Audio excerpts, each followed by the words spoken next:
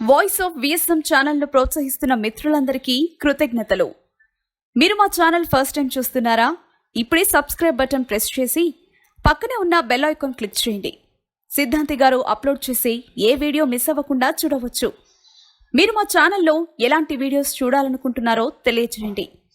గురువు గారు మీ సందేహాలకు సమాధానమిస్తారు. శ్రీ మహాగణాధిపతయే నమః. వాస్తు వైభవం శీర్షికలో భాగంగా మన ఇంట్లో ఏ రకమైనటువంటి వాస్తు దోషాలుంటే ఏ రకమైనటువంటి ఇబ్బందులు కలుగుతాయి, ఆ ఇబ్బందుల్ని మనంతట మనంగా ఎలా సరిచేసుకోవచ్చు అనేటువంటి అంశాలని పురుషులకు అలాగే ముఖ్యంగా గృహిణులకు కొన్ని సూచనలు చేయటం జరుగుతోంది. అయితే గృహిణులకు ముఖ్యంగా కొన్ని సూచనలు ఎందుకు చేస్తున్నామంటే, మన భారతీయ సంస్కృతి సాంప్రదాయాల రీత్యా యజమాని మగవాడు బయట సంపాదించుకొస్తాడు, స్త్రీలు ఇంట్లో ఉండి గృహ కార్యాలన్నింటినీ చక్కబరుచుకోగలుగుతారు. గృహ కార్యకలాపాలన్నింటినీ కూడా ఎక్కువగా చక్కబెట్టేటువంటిది స్త్రీలే కనుక ఈ వాస్తు విజ్ఞానం అనేటువంటిది ఏదైతే ఉంటుందో స్త్రీలకి చాలా అవసరమైనటువంటి విజ్ఞానం కనుక వాళ్ళకి కొన్ని ప్రత్యేకమైనటువంటి సూచనలు తెలియజేయటం జరుగుతోంది. దాంట్లో భాగంగా తూర్పు, పడమర, ఉత్తరం, దక్షిణం దిక్కులు ఎలా ఉండాలి, ఏ రకమైన మంచి పనులు చేయాలి, ఏ రకమైనటువంటి పనులు చేయకూడదు అనేటువంటి అంశాల గురించి గత వీడియోస్లో చెప్పుకున్నాం. అలాగే ఈశాన్యం, నైరుతి ఈ రెండు మూలలు కూడా ఎలా ఉండాలి, ఎంత ముఖ్యమైనటువంటివి, ఏ పనులు చేయొచ్చు చేయకూడదో తెలుసుకున్నాం గత వీడియోస్లో. ఇప్పుడు చేయబోయేటువంటి వీడియోలో ఆగ్నేయ మూల ఎటువంటి పనులు చెయ్యాలి, ఎటువంటి పనులు పొరపాటును కూడా చేయకూడదు అనేటువంటి అంశం గురించి తెలుసుకున్నాం. ఇక్కడ ఆగ్నేయ మూల అనగానే తూర్పుకి దక్షిణానికి మధ్య ఉన్నటువంటి మూలని ఆగ్నేయ మూల అంటారు. ఇది ఇంటి మొత్తానికి ఆగ్నేయమైనా సరే, ప్రతి గదికి ఆగ్నేయమైనా సరే, అంటే తూర్పు గోడకి దక్షిణం గోడకి మధ్య ఉన్నటువంటి మూలని ఆగ్నేయ మూల అంటారు. దీని పేరులోనే ఉంది ఆగ్నేయము, అంటే అగ్నికి సంబంధించినటువంటి మూల. ఈ మూలకి అధిపతి అగ్నిదేవుడు. అగ్ని ఎప్పుడూ కూడా చాలా శుచిగా ఉంటాడు, దేదీప్యమానంగా ఉంటాడు, అలాగే చాలా పవిత్రమైనటువంటి వాడుగా మన పురాణాల్లో చెప్పబడింది.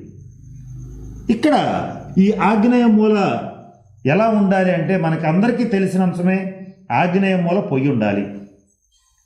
పొయ్యి అంటే మంట, అగ్ని, నిప్పు, ఇవి ఆగ్నేయ మూల ఉండాలి. ఇలా గనక ఉండేటట్లయితే ఆ ఇంట్లో అందరూ కూడా అగ్నిదేవుడి యొక్క కృప వల్ల చక్కటి ఆరోగ్యాన్ని, మంచి శక్తి సామర్థ్యాలని పొందగలుగుతారు. ఒకవేళ పొరపాటున ఆ ఇంటికి ఆగ్నేయంలో, తూర్పాగ్నేయంలో కానీ దక్షిణాగ్నేయంలో కానీ బావి కానీ బోరు కానీ ఉండేటట్లయితే ఇది అత్యంత ప్రమాదాన్ని కలుగు చేస్తుంది.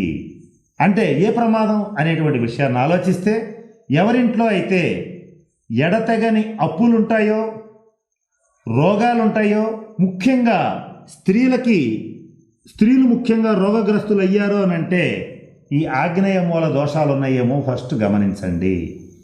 దోషాలంటే ఇలా ఆగ్నేయంలో బోర్లు, ఎటువంటి పరిస్థితుల్లో బావులు ఉండరాదు. అలాగే ఆగ్నేయం అనేటువంటిది ఈశాన్యం కన్నా ఎత్తుగా ఉండాలి, వాయువ్యం కన్నా కూడా ఎత్తుగా ఉండాలి, కానీ నైరుతి కన్నా పల్లంగా ఉండాలి. ఇది ఏ ముఖద్వారం ఇంటికైనా సరే ఇదే సూత్రం.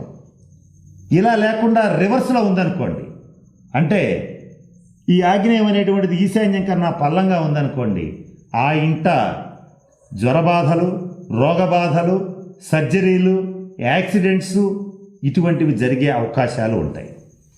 అంటే ఎవరికైనా సరే ఇలా తరచుగా యాక్సిడెంట్స్ అవటం, తరచుగా రోగగ్రస్తులు అవటం, తరచుగా ముఖ్యంగా ఆ ఇంట్లో గృహిణులు కనుక ఎడతెగని రోగాలతో బాధపడుతున్నారు అని అంటే ఆగ్నేయంలో బోర్లు ఉన్నాయా, బావులు ఉన్నాయా గమనించండి.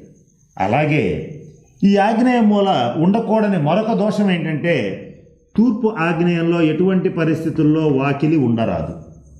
తూర్పు ఆగ్నేయంలో వాకిలి ఉంటే ఆ ఇంట వ్యసనపరులు ఉంటారు, అంటే తాగుబోతులు, జూదరులు ఉంటారు. మనం కొంతమందిని గమనిస్తే ఈ క్రికెట్ బెట్టింగులని, పేకాటని, జూదమని, క్యాసినోలని ఇలా రకరకాలుగా నిరంతరం మద్యం తాగుతూ డబ్బుల్ని సర్వనాశనం చేసేటువంటి వాళ్ళ ఇళ్ళని గమనిస్తే వాళ్ళ ఇంట్లో ఖచ్చితంగా ఆగ్నేయ దోషాలు ఉంటాయి. అంటే తూర్పు ఆగ్నేయం వాకిలు ఉండొచ్చు, ఆగ్నేయం పల్లం ఉండొచ్చు, ఆగ్నేయంలో బోర్లు బావులు ఉండొచ్చు, ఆగ్నేయం పెరిగి ఉండొచ్చు, ఇలా తూర్పు ఆగ్నేయం పెరిగి ఉండొచ్చు, ఏదైనా జరిగి ఉండొచ్చు.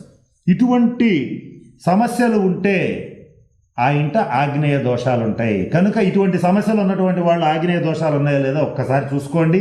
ఉండేటట్లయితే ఆ సమస్యల నుంచి బయటికి రావడానికి ఆ తప్పుల్ని కవర్ చేసుకోండి, అంటే ఆ తప్పుల్ని సరి చేసుకోండి.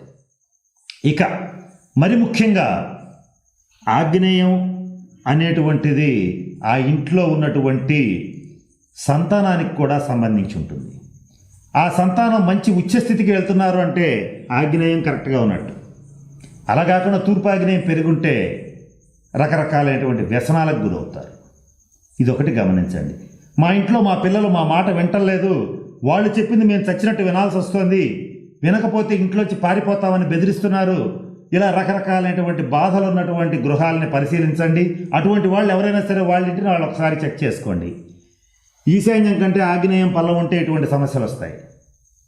అలాగే sudden incidents, accidents, heart attacks, ఇటువంటి అనేక రకాలైనటువంటి వాటికి ఈ ఆగ్నేయ దోషం అనేటువంటిది ఉంటుంది. ఈ నేను చెప్పిన సమస్యలు ఎవరికి ఉన్నా సరే, నేను చెప్పిన దోషాలు ఏమన్నా ఉంటే వాటిని ఇమీడియట్గా తక్షణం సరిచేసుకోండి, ఆ సమస్యల నుంచి బయటపడండి. ఎప్పుడైతే రుణాలు రోగాలు తగ్గుతాయో, మనుషులు ఆరోగ్యవంతులుగా ఉంటారో, అప్పుడు ఆటోమేటిక్గా ఆర్థికంగా డెవలప్ అవుతారు. అప్పుడు అద్దెళ్లలో ఉండేటువంటి వాళ్ళు స్వగృహాలని కొనుగోలు చేసుకోగలుగుతారు. అలాగే సొంత ఇళ్లలో ఉండేటువంటి వాళ్ళు మరింత ఆర్థికాభివృద్ధిని, చక్కటి ఆరోగ్యాన్ని పొందగలుగుతారు. ఇంటి ఇల్లాల యొక్క ఆరోగ్యం ఆగ్నేయం మీద ఆధారపడి ఉంటుంది.